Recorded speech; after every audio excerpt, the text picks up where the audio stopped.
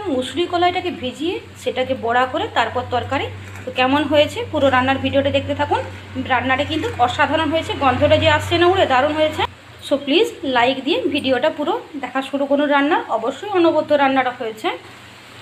পুরা আজকে বানিয়ে নেবো আমি মুসুরি কলাই আলুর তরকারি। তার জন্য আমি এখানে মুসুরি কলাইয়ের বড়াগুলো দেখুন ভেজে নিয়েছি আলু দিয়ে, চলুন দেখাচ্ছি।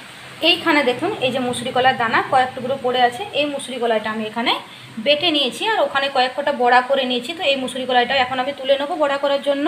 তো আগে থেকে সরি চেয়ে নিচ্ছি, আমি লাইট জ্বালিয়ে কোনো ভিডিও করতে পারবো না, বিকজ আমাদের এখানে কালকে থেকে লাইন নেই। কালকে দুপুর 2টো থেকে আজকে দুপুর 2টো বাজতে গেল, তো লাইন এখানে নেই। তো চলুন রান্নার রেসিপিটা দেখাই। মুসুরি কলাই তো বেটে নিয়েছি, আগে কয়েকটা বড়া আমি ভেজে নিয়েছি, এটা নুন দিয়ে ভেজেছি জাস্ট আপনাদেরকে দেখানোর জন্য। আর আলুটা আমি নুন দিয়ে সেদ্ধ করে নিয়েছি, আপনাদের সামনে আমি আবার মুসুরি কলার বড়া ভেজে দেখাবো। এখানে আমি ফার্স্টে নুন দিয়ে দিলাম, তারপর নুনটা দিয়ে ভালো করে মেখে নেবো, আর কিছু ব্যবহার করবো না, শুধুমাত্র নুন। তো এখন নুনটা দিয়ে ভালো করে একদম মুসুরি কলাইটা মেখে নিচ্ছি। এতে আমি কোনো রকম পেঁয়াজ লঙ্কা ব্যবহার করব না। এখানে নিয়ে নিয়েছি একটা টমেটো, এখানে পেঁয়াজ কুচি নিয়ে নিয়েছি, আদা রসুনটা বেটে নিয়েছি। তো আমি ভালো করে ভিডিওটা এই কারণে দেখাতে পারছি না, আমার এখানে প্রচণ্ড বৃষ্টি হচ্ছে, মেঘ ডাকছে।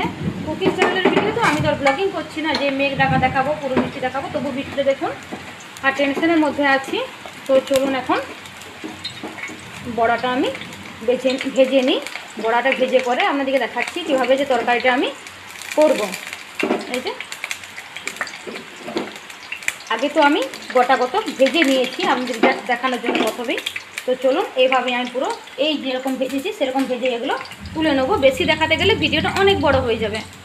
তো দেখুন বড়া ভাজাটা হয়ে গেছে, অন্ধকার অন্ধকার একটু লাগছে, আপনারা একটু অ্যাডজাস্ট করে নেন, বিকজ আমাদের এখানে লাইন নেই 2 দিন করে। তো মুসুরি কলার বড়াটা আমি ভেজে পরে এই যে তুলে নিচ্ছি। আর আমি পুরো রান্নাটা করছি কিন্তু সরষের তেলে। এবার আমি এই যে বড়াটা ভেজে তুলে নিলাম। এবার আমি কিন্তু এখানে যে পেঁয়াজটা কুচিয়ে রেখেছি পেঁয়াজটা আমি দিয়ে দেবো। পেঁয়াজটা দেওয়ার পরে লাল লাল একটু হয়ে গেলে সঙ্গে সঙ্গে আমি দিয়ে দেবো আদা রসুনটা। তো পেঁয়াজে আমি এখন দিয়ে দেবো লঙ্কার গুঁড়ো, যাতে কালারটা ভালো আসে। আপনারা আমার টিপসগুলো ফলো করুন, তাহলে বুঝতে পারবেন আমার রান্নার কালার কেন এত সুন্দর হয়। এটা হচ্ছে আসল টিপস। এই যে পুরো লঙ্কার গুঁড়োটা এখন আমি দিয়ে দিলাম যাতে কালারটা ভালো আসে। আপনারা তরকারিতে চিনি দিয়ে দেন ক্যারামেলাইজ করে কালারটা ভালো আনার জন্য, কিন্তু আমার মিষ্টি লাগে, মিষ্টির জন্য ভালো লাগে না। তো এখন দেখুন পেঁয়াজটা কিন্তু খুব ভালোভাবে ভাজা হবে আর কালারটা খুব সুন্দর হয়ে যাবে। এবার আমি দিয়ে দেবো এখানে যে আদা রসুনটা আমি শুকনো করে বেটে রেখেছি, সেই আদা রসুন বাটাটা আমি দিয়ে দিলাম। শিলনোড়াতেই পুরো কাজটা করছি, যেহেতু কারেন্ট নেই তার জন্য মিক্সি চলবে না। তো এখন আমার আদা রসুন বাটাটাও কিন্তু ভাজা ভাজা হয়ে গেল। এবার আমি এখানে টমেটোটা একটু হাতে করে চিটকিয়ে নিলাম, কারণ এখন তো হাইব্রিড টমেটো, এই যে এখন হাইব্রিড টমেটো। একটু জল নিয়ে নিই, জল নিয়ে কিন্তু এখানে আমি দিয়ে দিচ্ছি, তা না হলে কিন্তু মশলাটা পুড়ে যাবে। তো এবার এটা হালকা হালকা করে ভাজা ভাজা হতে থাক। টমেটোটা কিন্তু চট করে সেদ্ধ হতে খুঁজে না। এবার আমি এখানে দিয়ে দেবো পরিমাণ মতো নুন, পরিমাণ মতো জিরের গুঁড়োটা অল্প দিলাম, কারণ গন্ধটা একদম ভালো লাগে না বেশি জিরের গুঁড়ো হয়ে গেলে। পরিমাণ মতো হলুদের গুঁড়ো। এবার মশলাটা পুরোটা আমি কষিয়ে নেবো। এটা আমি ভালো করে মশলাটাকে যতক্ষণ না তেল ছাড়ছে এভাবেই আমি নাড়াচাড়া করিয়ে পুরো মশলাটাকে কষিয়ে নেবো।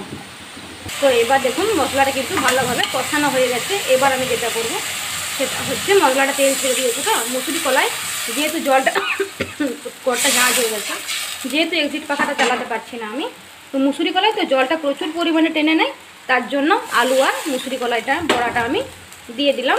তো এভাবেই কিন্তু আমি বানিয়ে নেবো মুসুরি কলাই আলু তরকারিটা। তো এখন সবাই কি করছে, এখন সবাই ঝেড়ে জল পড়ছে পাইপ থেকে।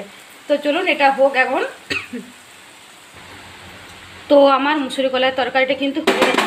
এবার আমি অল্প গরম মশলার গুঁড়ো ছড়িয়ে দেবো ওপর থেকে, আর আমি কোনো রকম কিছু করব না। এবার আমি এটাকে শুকনো শুকনো হয়ে গেছে, এখানে আমি ঢেলে দিলাম মুসুরি কলাইয়ের বড়ার আলুর তরকারিটা। কেমন হয়েছে অবশ্যই কমেন্ট করে আপনারা জানাবেন। চ্যানেলে নতুন হয়ে থাকলে সাবস্ক্রাইব করবেন। দেখা হচ্ছে পরের ভিডিও নিয়ে।